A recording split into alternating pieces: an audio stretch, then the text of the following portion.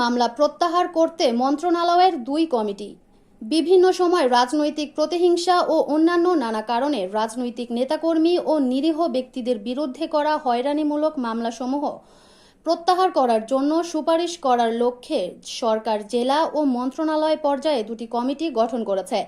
রোববার স্বরাষ্ট্র মন্ত্রণালয়ের জননিরাপত্তা বিভাগ থেকে এক বিজ্ঞপ্তিতে এ তথ্য নিশ্চিত করা হয়েছে।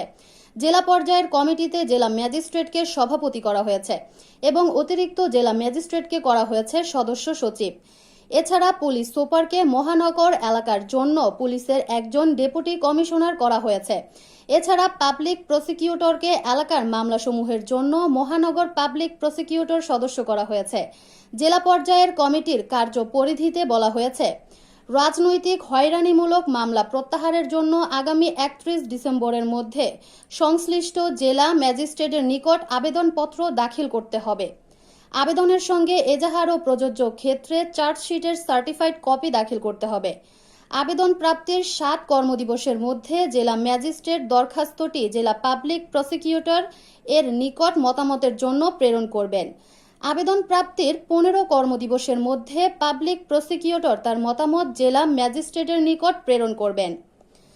পাবলিক প্রসিকিউটর তার মতামত সংগ্রহপূর্বক জেলা ম্যাজিস্ট্রেট আবেদনটি 7 কর্মদিবসের মধ্যে জেলা কমিটির সভায় উপস্থাপন করবেন।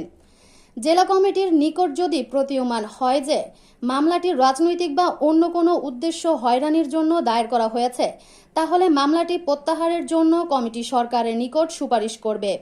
জেলা ম্যাজিস্ট্রেট উক্ত সুপারিশ মামলার এজাহার চার্জশিট সহ আবেদন প্রাপ্তির 45 কার্যদিবসের মধ্যে সংযুক্ত ছক অনুযায়ী তথ্যাদি সহ স্বরাষ্ট্র মন্ত্রণালয়ে প্রেরণ করবে। এদিকে মন্ত্রণালয় পর্যায়ের কমিটি আইন বিচার ও সংসদ বিষয়ক মন্ত্রণালয়ের উপদেষ্টাকে সভাপতি করে কমিটি গঠন করা হয়েছে। এছাড়া জননিরাপত্তা বিভাগের উপসচিব সিনিয়র সহকারী সচিব আইন 1 শাখাকে সদস্য সচিব করা হয়েছে।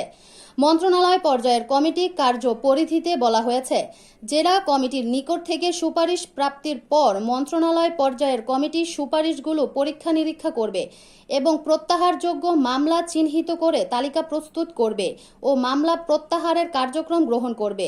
দুর্নীতি দমন কমিশন আইন 2004-এর আওতাধীন মামলাসমূহের মধ্যে রাজনৈতিক হয়রানিমূলক মামলাগুলো বিধান মতে কমিশনের লিখিত আদেশ ব্যতীত প্রত্যাহার করা যায় না। এ কারণে এ ধরনের মামলা চিহ্নিত করে তালিকা তৈরি করতে হবে। এ ধরনের মামলার বিষয়ে করণীয় পরবর্তীতে নির্ধারণ করা হবে।